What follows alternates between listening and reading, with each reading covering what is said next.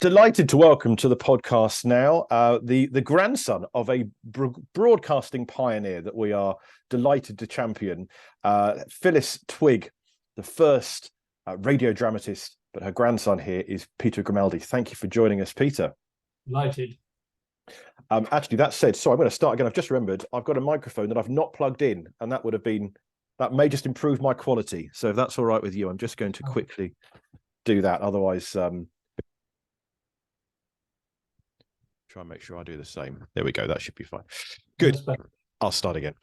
Delighted to welcome to the podcast now the grandson of a broadcasting pioneer. Phyllis Twigg was the first radio dramatist, but her grandson joins me now, Peter Grimaldi. Thank you for joining us, Peter. Delighted to join you, Paul. Thank you. Thank you. Well, it's been wonderful to communicate with you lately to try and help fill in a few blanks on this story, because I know that you as I we both held up to the screen a copy of The Story of Broadcasting by Arthur Burroughs. Now, this is an audio medium, so those listening won't be able to see this, but we both have a copy of this rather rare book. And in it, there's just one little line, really, isn't there, about your grandmother, Phyllis Twigg. And that is almost we have to go on for many of us, but you know a lot more. Well, I wish I did. The truth of the matter is I was very young when she died. I don't know exactly. Do you know the date that she died? I don't know, actually. I think I was about 8 or 9. Okay. And sadly, I have much fewer memories of her than I do of my grandfather, her husband, Dr. Twigg. But I do remember some things. And I remember she was pretty wacky. I suspect, did not tolerate fools very well. I don't think she and my father got on frightfully well. And later I discovered a little mini archive of writings by her in which, what was really interesting was I discovered a letter in the form of a book which she had written to me before I was even born. I was about 6 months before being born, and she says, "My dear darling unborn, I don't know if you will read this, but I hope you will at age 21. So it was written for me to open this book at my 21st birthday. Oh, wonderful. On and on. But in it, she says, I do hope you do not inherit the snobby traits of the Grimaldis and Dykes." That's on my other side of the other side. And she said, "and indeed, my own Mackenzie." So she was very anti-snob. Right. Oh, wonderful. Yeah. And not afraid to pinpoint exactly where in the family that was. But equally was honest enough to say that her own father was a bit of a snob. Mm. And so speaking of names, then, this is partly where the confusion comes in, because I was drawn to this story and her name because the Twigg name seems relatively unusual anyway, and I couldn't find any other reference particularly to other work she'd done. But then there's the pen name, isn't there, of... I don't know anything about how that pen name came about.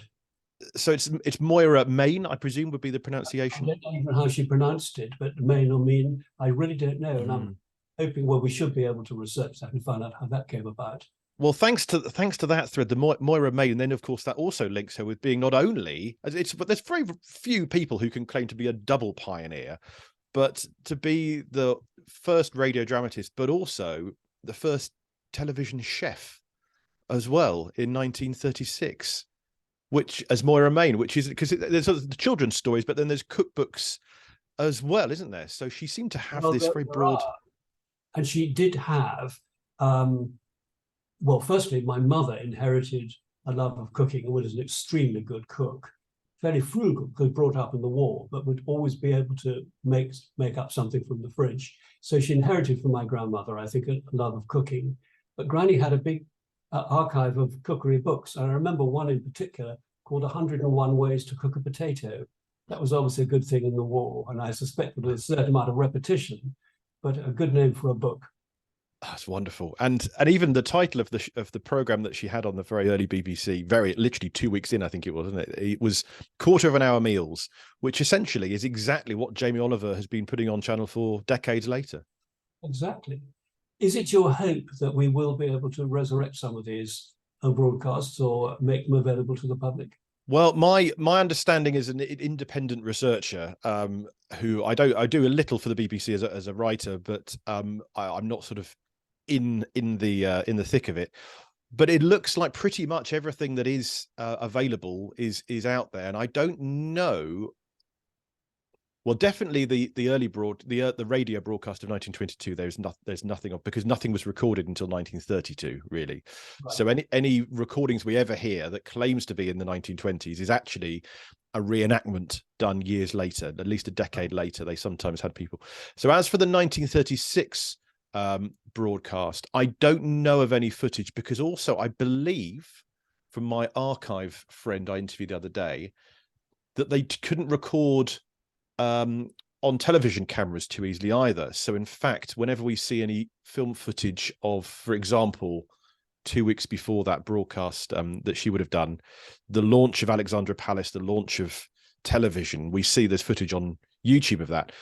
But that's actually a film camera that had been sent down to document the moment, because the television cameras couldn't record. They could send it out live, but there was no real easy way to record it. So, my gut feeling is that what we have, there's a couple of pictures that were taken on the set, which are out there, which is a wonderful thing to see. But my gut feeling is that may be all we get. But whenever I get back into the BBC and when I do the occasional show for the BBC and get a bit more access to the archive, I'll certainly have a squirrel around and see if I can find anything hidden away there. Tim Crook may well come up with something that we're not aware of. That's Tim Crook may come up with something. Also, Robert Seater, who's actually in the BBC as the head of history there. You never know what he may be able to find. He's got a few extra. He can get places that the rest of us can't. But anything pre-war, pre-World War II, really is there aren't a lot of records, so it's tricky to. And in fact, I went to the BBC Written Archive Centre earlier this year in Caversham, and so that's all the paperwork. And I understand they don't have a lot of anything really about Phyllis Twigg, or indeed the truth about Father Christmas, that very first radio broadcast. But that's why when I pulled on a bit of a thread and went to the British Library a few weeks ago, discovering that when I saw that Moira Meighn was a contributor to the Normus Sunday storybook, and I just wondered if there was anything in there about the truth about Father Christmas, which was the first radio broadcast. And then looking in the contents page, was delighted to see that there was that short story from 1925 in this compendium. And in fact, then I went online and I managed to get a copy myself, which I've got here, the Normus Sunday storybook. So there aren't too many of these, but I found it at the British Library, and I found this copy online. So in fact, the title page here, and I know this is a visual medium for most listeners, but tough, this is for you. So you can see there the name Moira Meighn on the title page. And so a third of the stories in here are by her, including the truth about Father Christmas. And this is from 1925, this compendium, but the story may have been written earlier. It looks like the truth about Father Christmas seems to be, because of the way Arthur Burroughs talks about it and in the press talks about it, it seems to be that was specially written for radio. So I imagine that she then adapted it as a short story after, but it's a little bit of guesswork involved. She was certainly very into ghost stories, and she was certainly into the paranormal. She believed passionately in things like psychic thought transference, and in this very tiny archive, I've discovered it's full of jottings of instances of water divining and faith healing and personal experiences of the paranormal. So she believed in it passionately. Well, there's actually, you've reminded me actually that I found, and I'm going to find it here. Here we go. I had a note somewhere. I've got lots of scraps here. I found in the BBC Programme Index, which is like the gathering together of the radio times of all the things that have been on, 12th of November 1925. So 3 years after she did the first broadcast drama, there was a programme called Mass Telepathy, an experiment in thought reading in which every listener will be invited to assist. And it says in the newspapers, the North Country paper, the Sunday Sun for the North, said tonight the broadcast will consist of Lady Commander Kenworthy, James Agat, who was the drama critic of the BBC, Lady Gainford, who was the wife of the chairman of the BBC, Miss Phyllis Twigg, and Miss Dorothy Warren. There are 6 problems to be solved in this novel competition. Clues will be given to the listeners. So this was an experiment in the paranormal on the air. Well, I discovered in this little archive I've discovered, which is really very, very roughly put together. I mean, it's all out of order, and a lot of her writing is illegible. But I did discover in the very first book I opened a lot of ramblings about psychic experiences, lots of references to ghost stories, and then she refers to a BBC script of a broadcast by Ajax, Ajax, at number 10 studio, number 10 BBC studio, which was near Waterloo Bridge. Right. Okay. And she, there's a reference to notes for a talk to writers in May 1902, ghosts as heroes and heroines in fiction. I don't know whether that's another book you've got a record of, ghosts as heroes and heroines in fiction. Okay, right. No, I haven't clocked that one, but I will look into it further. She says, read Ajax's story of ghosts at the BBC. Oh, no, read. She must have read. Yes. Ajax's story of ghosts at the BBC studio. Anyway, right. I must look at, I've only just had a quick search for that. Okay, yes, I'll have to look at, I'm just having a quick look online now, but I can't see. Oh, look, there's another reference I discovered, a reference to My Cookery Crusader Plays. Right. Does that mean anything, My Cookery Crusader Plays? That's right, that's in her letter to me. This one I meant to open 21st. Again, that needs a bit of research by me, but she does refer to My Cookery Crusader Plays. She hopes I can read it. Right. The extraordinary thing, Paul, is, and it really was weird, there was me reading this letter or book to me, designed to be opened on my 21st birthday, and I'm reading at age 78, and I've only just discovered. And this is through you and Tim's discovery. I mean, if it hadn't been for that, I would never have opened these books because it wouldn't have had any interest in it. Right, I see. And there they are, hidden away there, yeah. There they are. And she refers to me, in all sorts of interesting ways. She's given me a nickname before I'm even born. She said, it's very difficult to talk to you when I don't even know your sex to begin with. So I'm calling you Smout, S-M-O-U-T. She refers to my little darling Smout. This is me age minus 6 months. Wonderful. Well, it's never too late for a nickname, so it could catch on. This is it. Now, I must tell you something else, because this is really meant to be about her, not about me. She must have been quite a woman, because she was married to a general practitioner in Ventnor. And in those days, general practice was quite different from now. And one of the conditions my grandfather had to deal with, and he told me this when I was a medical student at Gonville Keyes College, Cambridge, was that he had to deal with children with diphtheritic tonsillitis. Diphtheria was common in those days, no immunization. And diphtheria would close up a child's throat and they would become gasping for breath, really obstructed. And he would be called out to try and cope with this. And he took my grandmother with him, and he recounts a time when he did a tracheostomy operation on the kitchen table with my grandmother holding the ether mask to keep the child sedated. Well, I can tell you as a retired ear, nose and throat surgeon that doing a tracheostomy in a child, even under ideal conditions with good light, good suction, good nurses, good instruments, is extremely stressful. But to do it on the kitchen table with poor light, no suction, and a screaming mother, no doubt, at the door would have been incredible. But Granny didn't, Amazing. Wow, incredible. And it does seem to be, looking at her tale, the way you've got then assisting with her husband, the general practitioner, in a time when it was very difficult, as you say. The children's stories, cookery, obviously, as you said, a major theme, the various cookery programs on the BBC, the paranormal.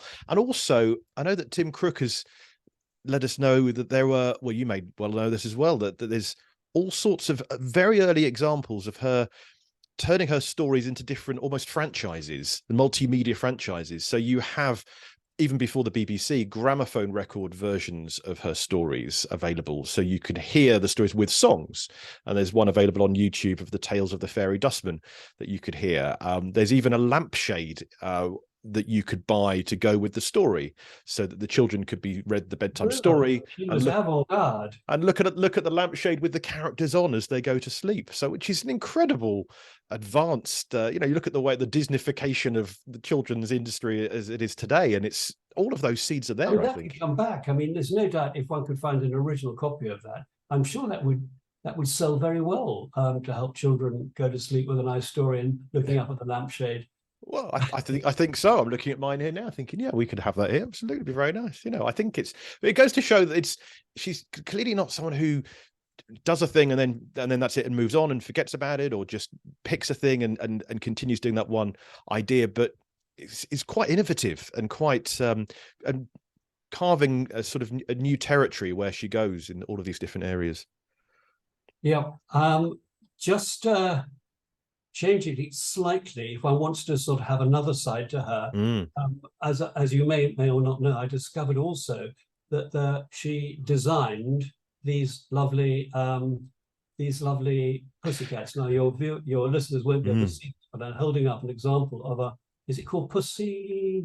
Well, so I found this patent of Pussyfoot, Pussyfoot. which was a patent filed December the 24th, Christmas Eve, once again, all linking to Christmas, in 1926. And the crockery you just showed me, there's teapots of cats. There's 2 different cat teapots you have there, and so the head comes off, so to speak, doesn't it? The head, it's designed so it can't easily fall off, but if you put all the way around, then it comes off. You could pour the water in there, and then the head comes on, and this one says "Good gracious." But what a great thing! And it was made in Staffordshire by Wood and Sons Limited, Bursley, Bursley, England.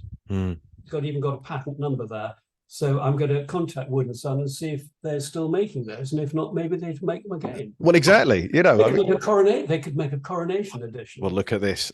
I mean, there can't be many. Not only she's the first how many radio dramatists have also done a novelty lampshade, teapot, paranormal, cookbooks. There's so many different threads to put on there that it's. She also, Paul, sorry to cut in there, but in her long letter to me, this book, which I was meant to read when I was 21, but I've just now read, she recounts a story of when she was living, I don't know quite where, but her landlord,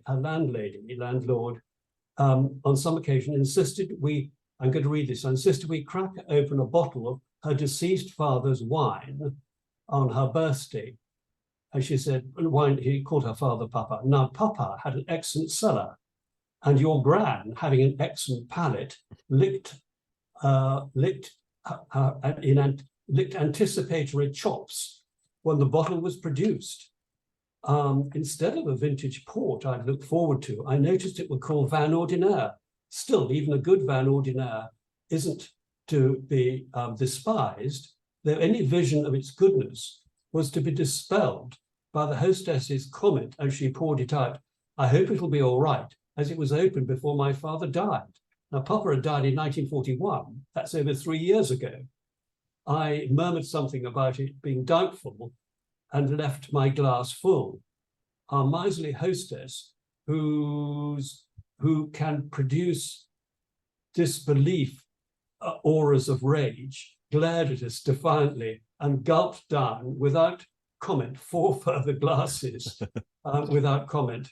The moral of this tale, O little beloved boy, or maybe beloved, or maybe big beloved by the time you read this is the moral, if ever there is a war on, don't pretend to be hospitable. The hypocrisy makes me furious. Isn't that great? Wonderful.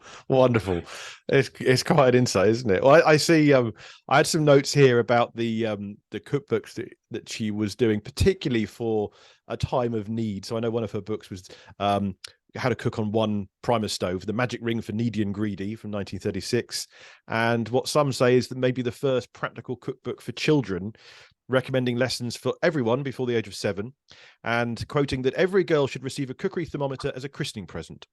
And I've also got the data you asked her about her dates of it looks like she died in 1957, born in 1887. So Yeah, quite a life. Quite a life. Further on in this letter to me, this letter come book, which has about 100 pages in it, and I haven't read it all because some of it's relatively illegible, but I guess a person who is good at, if they can decipher Dead Sea Scrolls, they can certainly decipher his handwriting. She comes across, she met a man called Harold Speed. Now, he was apparently a well-known portrait artist, and he painted the best-known portrait of King Edward VII. And she's got a letter from him in his own writing. This book, What is the Good of Art? She was thoroughly impressed by it. She said, I will try and buy a second-hand copy for Pippa and Peter. Pippa is my sister, incidentally, Pippa and Peter. Yeah. And she then quotes masses of very, very poignant lines in it.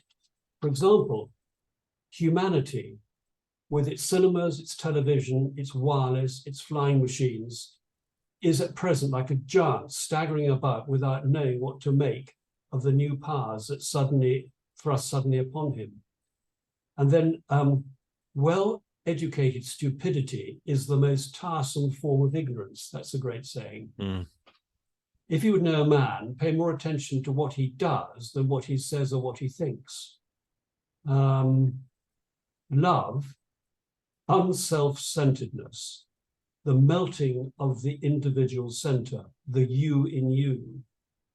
And this one I like. The tragedy of the latest fashion is that it is the first to become old-fashioned and to be laughed at.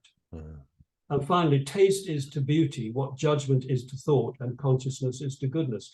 This is all Harold Speed, May 1944.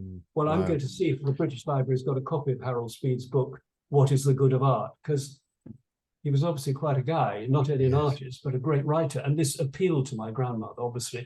I've actually quoted this verbatim, these great passages in this book. Yes. Oh, wonderful.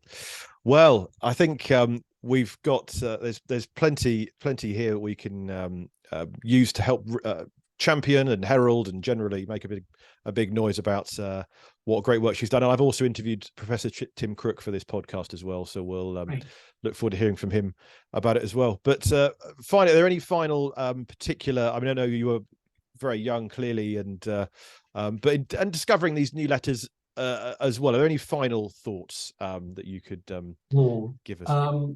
No, except to say how incredibly grateful I am to you and Tim for having brought her to my attention, because the awful truth is that I wouldn't have known any of this if it hadn't been for you guys. And I've found in my life, Paul, that it's often when I go to memorial services and funeral services of people I know really well that I discover so much more about them than I knew in their life. I mean, I was a keen sailor in the days when I sailed. This is racing sailing. And my sailing partner who was an Olympic trialist in the Swallow class. And I sailed with him for about 10 or 15 years. And it's only when he died, I discovered what a war hero he was. Right. He sort of captured a German U-boat single-handedly in a motor torpedo boat by bluffing that he had a whole of the British Navy behind the fog bank. You know, there were extraordinary stories about him. Yes. And I only discovered it when he was dead. Right. Oh, so the same with my grandmother, my dear grandmother. I've discovered things about her that I didn't know. Well, I'm delighted, and but I can tell you actually, it's not the first time I've heard similar, because there's about probably 8 or 10 different grandchildren I've spoken to for this podcast project, who are grandchildren of broadcasting pioneers in different ways. And just for example, David Edgar, the playwright, who's been writing for the RSC and things for decades, I got in touch with him, and his grandfather, Percy Edgar, was the first voice, the second voice of the BBC, really, the first station director in Birmingham. And David said, I was dimly aware that he was involved in the early BBC, didn't quite know what, and went up to the attic, similarly into your case, found loads of paperwork, found his unpublished diaries, and read them, read them in great detail, and said, I've not looked into this at all, because you sometimes, need that nudge to go, oh yeah, let's open that shoebox, whatever it might be. But so it's lovely to be in touch with various grandchildren of pioneers like your good self, and champion their stories. One other final thing I should say, because it has historical interest, is that her husband, my grandfather, Dr. Twigg, was at Gonville and Caius College, Cambridge. He was a New Zealander, and he actually sailed over from New Zealand to England for the first time and took up his place as a medical student. I ended up at Gonville and Keys as well, as did my daughter Alicia, my eldest daughter Alicia. And my wife, Davinia's grandfather, was also at Gonville and Keys College, Cambridge. Sadly, they didn't completely cross Dr. Twigg and her grandfather, but they could have done. And how many kids now sit around table and hall at universities not knowing that their grandchildren are going to get married? That's true. That's quite a thing, isn't it? That's the other final point on this is that if anybody's really, any of your listeners are really interested in evolution, my grandmother purchased at what would have been a car boot sale, I suspect, a copy of Charles Darwin's first edition copy of Charles Darwin's On the Origin of Species, which is now in the Cockerell building, which is the library of Gonville and Keys College, Cambridge. And it is their only first edition. And it is said in the front, it is PM Twigg, I think it's 1926, 7 and 6pence. Wow. Well, that's a very, very valuable book, but it's happily now lying in the library of Gonville and Keys College, Cambridge. Wow, that's incredible, isn't it? Incredible that you could take any one or two of these threads and it would be an incredible story, let alone the 7 or 8 of them. And in fact, the New Zealand link you mentioned as well is helpful, because some of the information that led me down to this route is from a New Zealand newspaper, in fact, that mentions, says a very attractive present-day writer who may claim to have some connection with New Zealand is Mrs. G.W. Twigg, whose husband is a well-known medical man at Ventnor in the Isle of Wight. And it goes on to talk about Moira Meighn, the Tales of the Fairy Dustman, and those early tales. So that wasn't in a British newspaper, it's in a New Zealand newspaper that was clearly keeping tabs on her tales from across the world. So all very useful. One final thing, I suppose, I'm just going to show you something. This might be of interest to historians or genealogists. Well, it's funny how my forebears were really interested in family history, and also Granny's father, Kenneth Mackenzie, was obviously very interested. And I've got actually jottings taking her family history way back to the medieval times. But I discovered this, which is an impression of a seal of Robert the Bruce. Obviously, your viewers can't see that, but here we are, a seal of Robert the Bruce. Yes. And it says this shows the relationship of Robert the Bruce, who incidentally was King of Scotland in about the 1300s and a huge warrior.